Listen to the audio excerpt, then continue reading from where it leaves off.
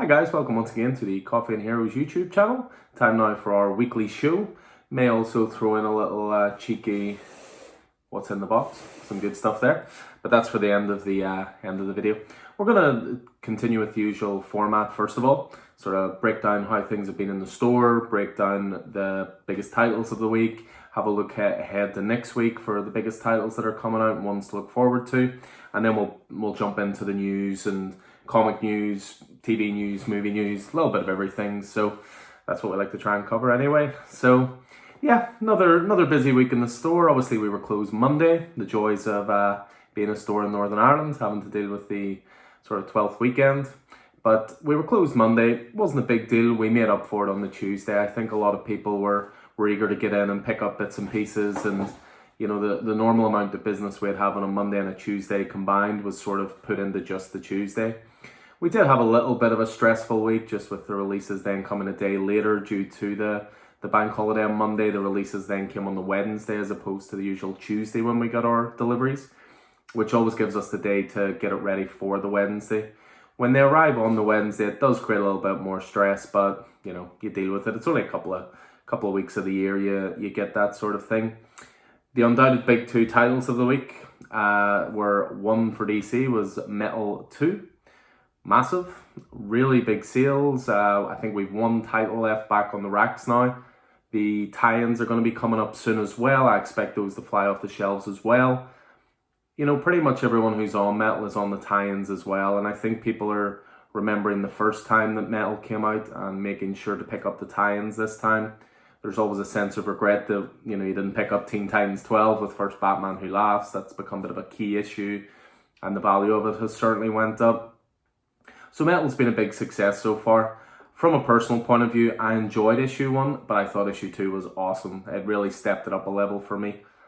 And then the other big title this week was a Marvel title, which was Venom 26.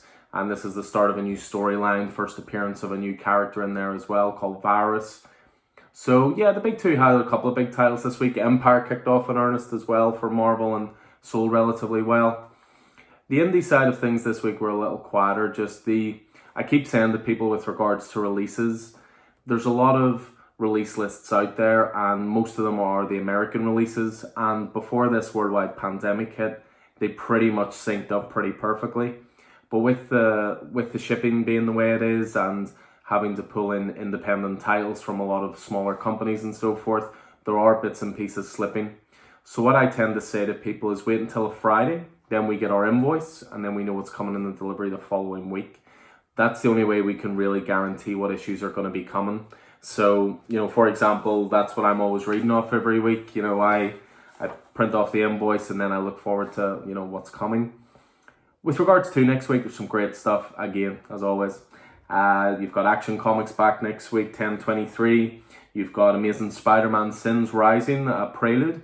So this is a one-off issue, which is going to be the prelude to the next big Spider-Man event. You have Batman 95 coming. That's the first proper issue of Joker War. That's another title we've seen just skyrocket. You know, I've talked about it before, how certainly with Tom King's run, it's one big run. And if you were looking to get into Batman and that was on issue, say, 45, there's not really a natural jumping on point. I really do think with Tom King's run, you have to read the whole thing. Whereas once Tinian came on board with number 96, that gave a great gateway for people to get into the character. So we saw our pull lists for it, you know, jump from 25, it's up around 40 now. And people are really psyched for Joker War. So the first proper issue of it starts next week. A big indie one that we'll certainly be pushing and we're big fans of is a series called Kanto. Kanto was a 6-issue mini-series from IDW, done by Drew Zucker and David M. Boer. And we're big fans of it. It's one of those sort of adventures where the little guy has the big heart and, you know, that will win out in the end. It's a very classic tale, a very time-worn tale, but just told with bags of charm, bags of character. The first volume of it was 6 issues. It's now out in trade form. The trade of it's called If Only I Had a Heart. It's another one that now will always be in the shelves. As soon as that sells, it'll be ordered again every time. So what they're doing is they're doing a one-shot first of all, which is Kanto and the Clockwork Fairies. And then that's going to lead into the sequel, Kanto, a second volume again, which will be 6 issues. We've ordered pretty big in Canto and the Fairy, Clockwork Fairies one shot. I really recommend it, guys. It's a brilliant all ages title. You know, even if you're picking up a title, you know, for a younger reader that you know, I really can't recommend it enough. You know, I got Vicky original art from the first series, first ever piece of original sort of sequential comic art I've ever bought, to be honest. I will get a, you know, original page of Batman and Deadly Class someday soon, I hope. So yeah, keep an eye out for that one next week, Canto and the Clockwork Fairies. We've also got Chew coming back, CHU, but it is set within the Chew world that John Layman and Rob Gilroy set up before, so that's a new number 1. Also got Decorum number 3, a little bit of Hickman love there. Die number 12, really dug number 11, which was the first issue after the halfway point. We've got Empire number 2.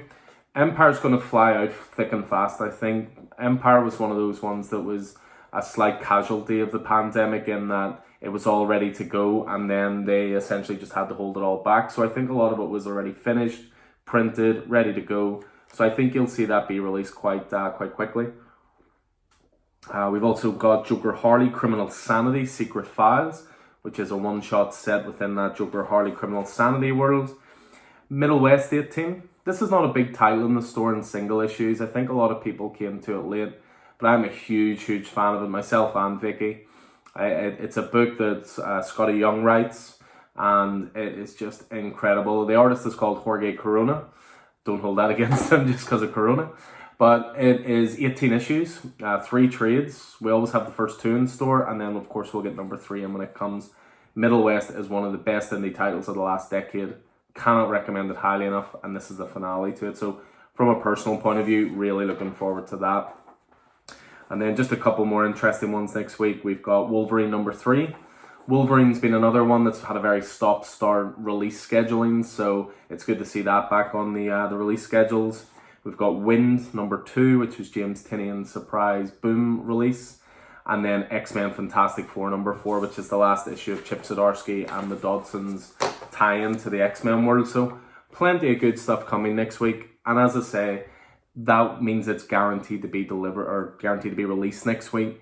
There are a couple that I know were due this week, I should say. Pardon me, that aren't down for next week. Things like the next issue of Once and Future, things like the next issue of Old Guard. But again, they're gonna be brought to us in time this side of the world. We're constantly working with Diamond, constantly providing lists for what we expect to receive, and then they're, you know, letting us know what's happening accordingly, so to speak. Another thing just to keep an eye out for is there will be another couple of podcasts released this week. Roddy very graciously did a new Starting Points podcast, which is going to be focusing on the Aliens universe. That's going to be hopefully released Saturday or Sunday. And then we also have a brand new reviews one, myself, Keith and Roddy recorded. I have to pre-warn you, it's a big bad boy. It was essentially covering releases for maybe the last 8 or 9 weeks. Normally we would break it down as a title of the week each and then honourable mentions. We realised very quickly that that format wasn't going to work. We're just sort of playing catch up at the moment. So what we did was we chose 5 titles each and 5 titles only from the last 8 weeks that we thought were the cream of the crop, and then deep dived into them. So that was a lot of fun. Really dug that. So it did. That's going to be released in the next couple of days as well, just finishing editing touches, that kind of thing. So yeah, that's pretty much, well, sorry, I should say one more thing with the store. Jeez, you know, you think I would have, you know, led with this, but the website that I have been eternally saying is almost ready, is almost ready, and we're targeting an August 1st release for that. The website's going to come along. We are planning to launch with around 2,000 individual items for sale on there. I do have a back catalogue ready to go of up to 10,000, so new product lines are going to be added. If we waited until all 10,000 were on there, the website honestly wouldn't launch for another 2 months at least. But we really want to get it going, see what everybody thinks, get feedback on it and try and improve it as we go. You know, all the podcasts are going to be on there as well. All the YouTube shows are going to be on there. There's going to be different articles on there, different starting points articles, different breakdowns of, you know, how to get into comic collecting or how to store your collection, you know, little bits and pieces like that. So we want to make it a really one-stop sort of shop, and just if you can't make it to the store, of course, and then therefore you're able to still shop and support the store, and hopefully we can still help you guys out even if it's not in person. So 1st of August is what we're aiming for with that, so fingers crossed that'll be 100% ready to go, And then again, we will welcome all feedback on it. You know, this is new for us as well. It's the next step in the evolution of the store. Hopefully it's going to help us reach a bigger audience. And we always welcome feedback from all of our regulars and people who have helped support the store. So hopefully you'll give that a go, guys. August 1st, more news will come up on that in the social media channels as well. So that's that. So that's pretty much all the business for the store for the week. I'll just jump into a few different news items. I have to say this was a big week for news coming out of new releases that are coming out. I suppose we shouldn't be too surprised because the previews books are due in the next week or so. So all of the titles that are going to be solicited for release in October will be coming up. So you are going to see more and more news trickle out. But this week was big with regards to news on upcoming titles. You know, a big one that certainly a few different guys were excited for. And it sort of came out of left field, but Keanu Reeves, him of the Eternal Life, is joining with Mind Management creator Matt Kint, also known from doing Folklords, also known from doing Ether, really great creator, and he is going to be doing a 12-issue limited series from Boom. It's called BRZRKR, which I presume is short for Berserker, which will launch on October 7th. The art is by Alessandro Vitti. So the writers describe it as action-packed and hyper-violent. It isn't necessarily a movie pitch, but Kenny Reeves has said that he would be surprised if a movie didn't come out as a result. According to the first descriptions, Berserker centers on a warrior who looks a lot like a certain beloved actor and has walked a blood-soaked path across the world for centuries. In present day, the Berserker does dangerous jobs for the US government in exchange for the truth about his existence. So from that, it sounds a little bit like John Wick meets Wolverine. Reeves wants to make sure that the character has a sense of humor and worth and isn't just a relentless killing machine. So yeah, it'll be interesting to see what happens with it. You know, Kenny Reeves is obviously a well-known geek. You know, he's involved with the Cyberpunk game that's coming soon. You know, he makes loads of great genre pieces that loads of people love so much. You know, Bill and Ted's coming soon. The Matrix is coming back. John Wick 4 will be coming soon. I'll be curious to see what he's like as a writer. You know, I don't know if it's just a case of he's pitched this idea and then Matt Kint has been brought in to write it. But I think it'll be really interesting to keep an eye on that. That'll be in the next previews book, so I'm sure we'll chat about that on the previews podcast as well. Another one that certainly excited me, as I'm a long-term fan of this series, American Vampire is coming back. So it is going to be called American Vampire 1976. For those who don't know, American Vampire is a series created by Scott Snyder. Stephen King co-wrote the first arc with him, and it has art by Raphael Albuquerque, who's also co-creator. It essentially was showing how vampires have always been there throughout history, sort of manipulating things behind the scenes. And it actually starts off in the Old West with a cowboy called Skinner Sweet. He's an outlaw, and he ends up becoming a vampire, and then he's our through line through history. So in American Vampire, there's story arcs, as I say, in the Old West. There's story arcs during the war. There's stories in sort of the jazz era of New Orleans. There's a story called Second Cycle, which is set against the space race. 1976 is going to be presented on DC's Black Label imprint. It's going to be set against the backdrop of the post-Watergate era. And Americans are distrustful of their government and fractured by political differences. The idea, it seems, is to give Snyder and Albuquerque an opportunity to comment on contemporary America without dealing directly with specific personalities. According to the release, the official release, which just dropped on DC's official website, America is broken, trust between the government and American public has crumbled, paranoia reigns supreme. So that's going to be a 9-issue miniseries, and I'm really, really looking forward to that. I love American Vampire. It's visceral, it's angry, it's violent, it's scary. But it also has a little bit to say about each individual era that it's set in. And anything Snyder, I'm always on board for as well. Speaking of Snyder and some of his disciples, and of course his most famous run is on Batman, Sean Murphy has come out with the news that there's going to be a series of Batman White Knight one-shots that are going to be outsourced to different creators. He will probably have input to it. Think of it almost like how Jonathan Hickman is the head of X for all of the X-Men stuff. He's not necessarily directly involved, but he maybe provides the blueprint. So there's going to be a new Black Label series, which is called Batman White Knight Presents Harley Quinn.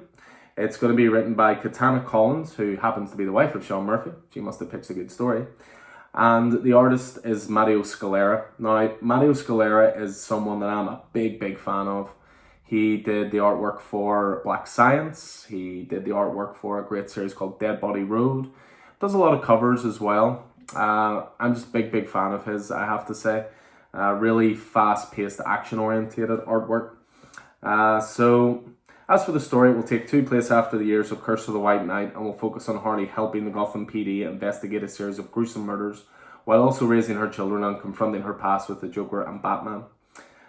So, yeah, that's going to be, by the sounds of it, that's going to be more than a one-shot. That might actually be a few issues. I do know that Murphy had announced that there were going to be a series of one-shots, and it's a way of letting other people play in the White Knight world, because the world of the White Knight, it's kind of an Elseworlds. It's often referred to as the Murphyverse.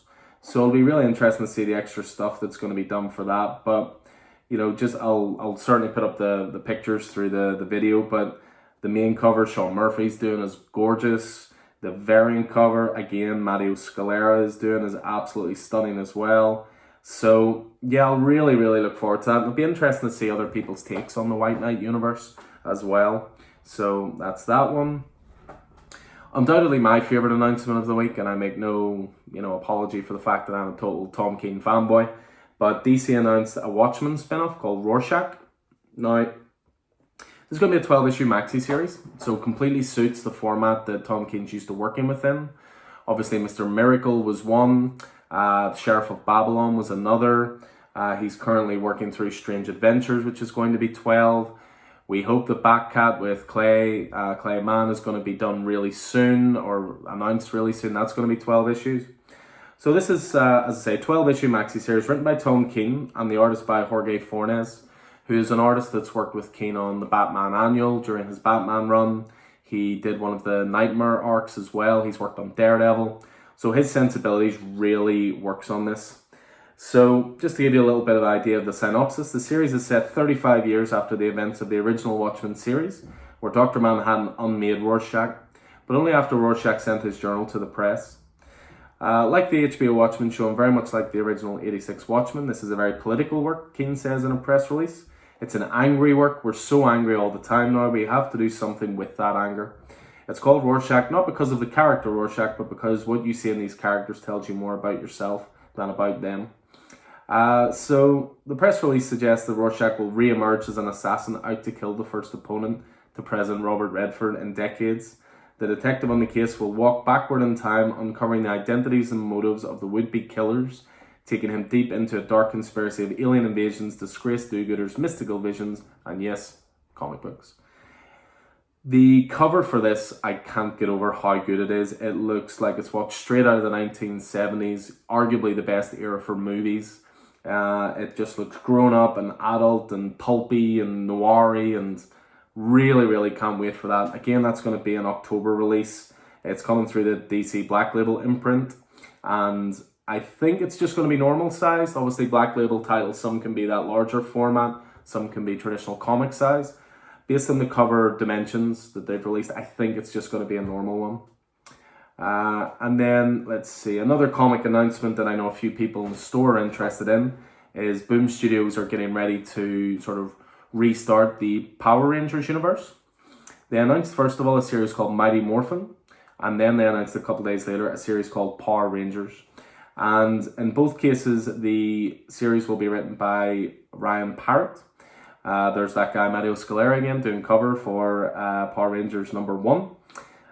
So this is going to be a starting point for people, which is what a lot of people have been looking for. Power Rangers, I think it has a place in all of our childhoods, and the comics seem to expand that universe really well. But the thing is, it's been slightly impenetrable. The main Power Rangers run is in its 50s, issue 50 and above. Go-Go Power Rangers has been going a long time as well. So this is a new way to start it all over again. So Mighty Morphin Power Rangers 55 is going to be the series finale, and then these two titles are going to launch. So I know I'm not the biggest Power Rangers guy, but I'll always give a #1 a go. I know a few guys in the store are very much looking forward to this, though it's already in their pull list and it hasn't even been properly solicited yet. And then one just other interesting release I saw, and this threw quite a lot of people, and it's always nice when there's surprises within the comic industry. Normally you attribute them to Robert Kirkman, but in this case it was our good friend Tom Taylor. So the free comic book day stuff has started. So this week we had X-Men in, we had Power Rangers Ranger Slayer, which again was a lead into what's coming. There was also a My Little Pony one. You know, looking at the invoice, I should have said actually next week there's a couple more titles. And what we have coming next week is an Aftershock title, Dark Arc. There is a Valiant 2020 Year of Heroes special. But more importantly for a lot of people, there's Spider-Man Venom #1, which is going to be, I think, lead-in stuff to more Marvel events coming in the year, possibly related to King in Black, not 100%. But in the free issue of X-Men this week, it was actually 2 stories in one, but it only advertised itself as X-Men. So the first half of the free comic book day comic was the setup for X of Swords, or 10 of Swords, whichever way around that's going to be. And it was typical Hickman stuff, you know, world building, setting up big stakes, setting up new characters. But then you got to the midway point and suddenly the art style changed and the story became an Iron Man story. And I thought, what's Hickman doing? But no, it turns out that this was a bonus story in the back of X-Men. So Tom Taylor is the writer on this. The artist is Iban Coelho, colorist Brian Reber, and letter is Joe Sabino. And it's called Dark Ages. The sort of tagline to it is, "Where were you when the lights went out? A saga of the Marvel Universe." Now, Tom Taylor has said that this is not set in the main Marvel Universe. Tom Taylor works best, as evidenced in Deceased, when he's just given complete freedom. You know, he's allowed to play around in that sandbox, take established characters and make them fun or interesting or horror-based, that kind of thing. So I'll really look forward to this. The story itself was great. You know, the biggest compliment I can give it is that Tom Taylor made Iron Man interesting.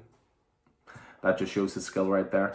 So yeah, that's one to keep an eye out for. They haven't released any sort of scheduling for it just yet, but we do still have a few copies of the free comic book day X-Men, so make sure to pop in the store. We give them away free with any purchase. So we do, and you'll definitely want the Spider-Man one next week, I would imagine, as well. So that's pretty much all the comic news. So just a few bits and pieces that caught my eye. The Netflix announced on social media that The Old Guard, I may have mentioned that movie once or twice tonight, with Charlize Theron in there, has become one of the streamers' top 10 original films. They have actually released data on it, and it has been seen by 72 million households within its first 4 weeks.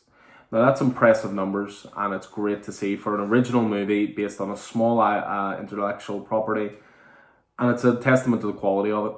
You know, if those numbers hold, which is the case, it'll be Netflix's 6th biggest launch, and actually a bigger launch than The Irishman, which was Martin Scorsese's big title, though I think that suffered from just how long it was. So that really gives hope that they're going to continue with this universe and that they're going to do the 2 sequels that Greg Rucka has certainly mapped out in comic form. You know, on a personal level, last weekend I should say, I read through the first 2 hardcover volumes of Lazarus, and that's another Greg Rucka story, and that is another one just ripe and waiting for a TV show. So hopefully from the success of this, Rucka can pitch other stuff, which I think Lazarus again would make an awesome show. There was a brief new trailer for New Mutants, which certainly showed off Magic a little bit more. Will this title ever get released? Who knows at this point. This has been ready to go since the teaser trailer for this came out in 2017. Now it looks like the movie won't be out to 2021 at the absolute earliest.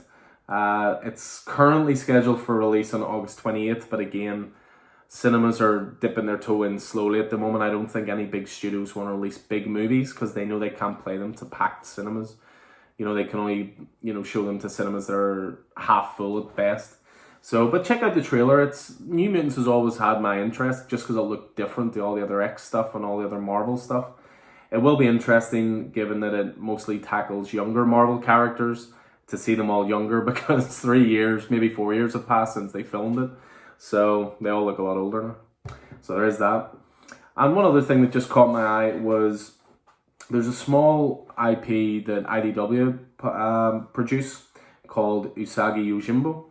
And Netflix has actually handed out a series order to a new animated series based on it. James Wan is going to executive produce. So James Wan, of course, was the director for Aquaman. I believe he's also producing the upcoming adaptation of Gideon Falls. That is one to look forward to. he comes from a horror background as well, so he definitely suits the Gideon Falls side of things. But yeah, the series follows teenage rabbit Samurai Yuichi, descendant of the great warrior Miyamoto Usagi, on his epic quest to become a true samurai. He leads a ragtag team of misfit heroes, including a roguish bounty hunter, a cunning ninja, an acrobatic pickpocket, and a faithful pet lizard, as he battles depth-charging moles, metal-tipped winged bats, and monsters from another dimension, all in the pursuit to become the best samurai Usagi. So that looks really interesting. I've read some of the comics before, and again, they fall into that sort of charming character-based stuff, you know, things like Bone, things like the aforementioned Kanto. It's sort of along those lines, I would say. So keep an eye out for that. One other story that sort of caught my eye, which I know a lot of people will enjoy watching, maybe enjoy watching a bit too much, but Henry Cavill's a well-known nerd. You know, he plays World of Warcraft, he paints Warhammer figures, he loves Superman, and this week he put up a video of himself building a PC from scratch. This got a lot of people hot under the collar. Go watch it if you want, but I just thought I'd throw it out there. Yeah, so that's pretty much going to do it this week in terms of the store and news and upcoming releases and so forth. But I did promise you guys some what's in the box, and there is some really special stuff this week. There's something really, really class in here, but it's for me, so just pre-warn you. So let's pull it out. We've got 3 different boxes here to go through. This isn't quite as cool as my Batarang, but that'll have to do. So our Omnibus and Absolute section has been selling really well, and a lot of people really like that format. So I've been looking out for other classic stories and other classic ones to get in. So first one is a complete omnibus of, oh god, this is heavy. So what we have here is The Invisibles. The Invisibles is peak era Grant Morrison madness. Completely original. It'll be like nothing else you've ever read, but for maybe the first half of it, you won't have a clue what's going on. But there is a moment in it where I have all the single issues, and there is a moment in it where it just all clicks and makes sense. This is clearly highly influential on the likes of The Matrix. You'll see a lot of similarities in this. Not certainly in the action, but certainly in the whole, you know, the world around you is not real. This was a classic Vertigo series. Look at the size of that. It's almost as big as my head. Certainly wider, thankfully. So yeah, that's another one going on, and that's the complete run. I believe it was 60-ish issues. So, jeez, that is heavy. So yeah, that's a new one for the store. What else we got here? This one is not an Absolute or Omnibus, I believe, but it is pure quality. So as well as getting the big omnibuses in as well, I know there are a lot of people who love that format, but we do have a lot of people who just prefer single issues, and that is absolutely fine. So I will always source single issues as well as sourcing the books, and this is a lot of single issues, but it's a lot of single issues of absolute quality. We have Garth Ennis's run on Punisher. It also comes with an issue 1 that is signed by Garth Ennis. There's no certificate of authenticity, unfortunately, but I have it on good authority. It is a correct signature. He's also signed number 2 as well, although it's slightly smudged. But yeah, the rest of the issues are not signed. But what you have here, so a lot of Garth Ennis's best stuff was done during the Marvel Knights era. What we have here is Punisher 1 to 12, I think. Yep, so 1 to 12, so that's the first volume. Then we move on to a new volume with a new number 1. And there are some issues in this that are missing sequentially, but they were ones that Ennis didn't write. So what we've got there is 1 to 7. Then we move on to 13, all the way up to 25, 26. Nope, we're into the 30s. And then that is basically one big long run from issue 13 to 37. So what I'll most likely do with these, unless there is someone interested in all of it, they'll be put into packs, they'll be put into storylines, they'll be put into volumes and put together as packs just for the best possible value, rather than putting them out as single issues and then, you know, someone buys issue 7 and then we have 1 to 6, but 8 to 12, that kind of thing. So this is very much the glory era of Garth Ennis. You know, Steve Dillon on art, Jimmy Palmiotti working with him as well. Yeah, that is peak level Punisher stuff. So we do tend to keep the graphic novel collections in store as well, because again, some people prefer that format, but we did want to get the single issues in as well, just so we can, you know, appeal to whatever best people like to collect. Now the last one contains 2 items. One is for me. Set that aside, I'll leave that for last. The next one is we're continuing to get in all of the Sandman Absolute Editions. So this is number 3. Originally this was going to be for me, but I haven't finished number 1 yet. And instead of adding it to my own collection when I'm not quite at a stage to read it, this is going to go into the store. So this is volume 3 of Sandman, which means we now have 1, 2, and 3 on the shelves. And again, that's going to become another staple title that we will essentially replace every time it sells. You know, Sandman's a classic of the comics era. It's one of the best examples of the art form. It's recently been released as an audiobook, but these are the best editions to get you into Sandman because they're fully complete. Artwork is blown up. There's always behind the scenes stuff as well. You know, here we have, so this is issues 40 to 49. Sorry, I beg your pardon. This is reprints issues 40 to 56 of the Sandman and Sandman special. Features remastered coloring and also has a complete reproduction of the one-shot The Endless Gallery, as well as 2 additional 8-page galleries, the original script, thumbnail pencils by Gaiman, and artist P. Craig Russell for the acclaimed story Ramadan from Sandman 50. So these are the definitive collections because, as people who know me know, when you buy an Absolute, you never need to buy another volume again. And we finish off with something rather special. This is the thing being added to my collection, guys, so please don't try to come into the store and ask, where can I get it? There's certain things that should be in any comic collector's collections. You know, there's certain signatures you should have, there's certain first appearances you should have. And I've recently been starting to plug those different gaps in my collection. As you know from before, I showed off the Fantastic Four number 48, which was my first Silver Surfer appearance. I've now managed to get my hands on something very special. So what we have here is X-Force joins Spider-Man, number 16. This is actually a sideways cover by Todd McFarlane. But what makes this issue so special is if you just look just above that Spider-Man logo, you will see that beautiful scribble by Mr. Stan Lee. Complete with certificate of authenticity right there. I finally have a Stan Lee signature in the collection. It has been a long search for it. Obviously, rest his soul, there won't be any new ones out there anytime soon. But not only is this a classic issue, as I say, just look at that McFarlane artwork. Absolutely gorgeous. But finally getting something signed by the godfather of comics himself, Stan the Man, is, you know, every boy's dream, you know. So that's for the personal collection, so apologies.